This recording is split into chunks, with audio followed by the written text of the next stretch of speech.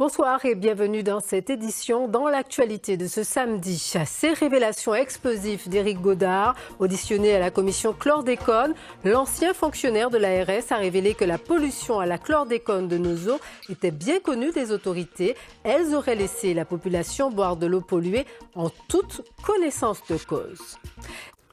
Retour sur la commission chlordécone avec ces révélations de l'ancien délégué interministériel.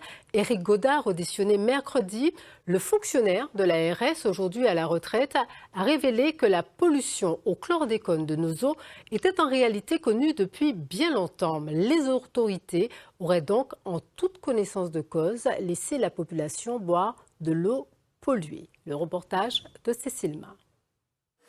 Les autorités ont-elles en toute connaissance de cause laissé la population consommer de l'eau chlordéconée pendant près de 10 ans?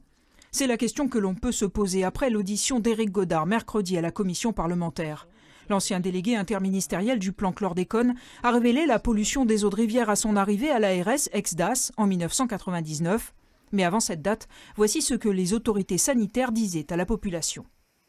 Environ 500 analyses qui sont faites sur la physico-chimie, y compris tous les produits toxiques que l'on peut citer, y compris les pesticides, y compris les métaux lourds. Tout ça, c'est fait régulièrement.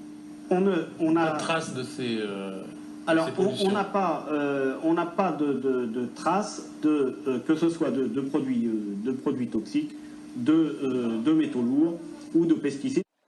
L'explication donnée, c'est que les laboratoires n'avaient pas détecté la molécule. On ne la trouvait pas parce qu'on ne la savait pas dangereuse et on ne la cherchait pas.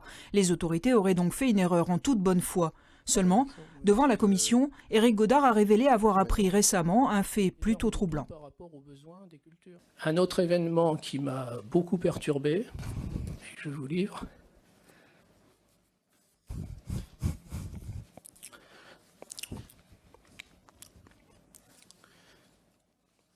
pardonnez-moi, c'est un témoignage qui m'a été transmis par Luc Multinier, du directeur du laboratoire de l'école de la santé, René Seux. René Seux avait dit à Luc Multinier, lors de l'inauguration de son laboratoire, qu'il avait détecté la chlordécone dans son laboratoire en 1991, qu'il avait fait des analyses pour la DAS à l'époque, qu'il avait détecté la chlordécone, qu'il avait signalé, et qu'on lui aurait répondu, que l'autorité sanitaire lui aurait répondu qu'il fallait rechercher la liste des molécules demandées.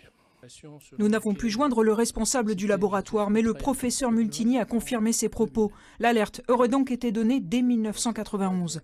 Éric Godard a également cité d'autres éléments, comme un rapport de l'UNESCO sur la pollution de la rivière Grand Carbet en Guadeloupe.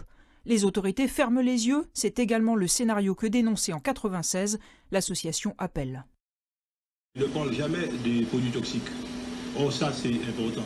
Si on n'a pas traité les produits toxiques, on ne peut pas dire qu'il est potable.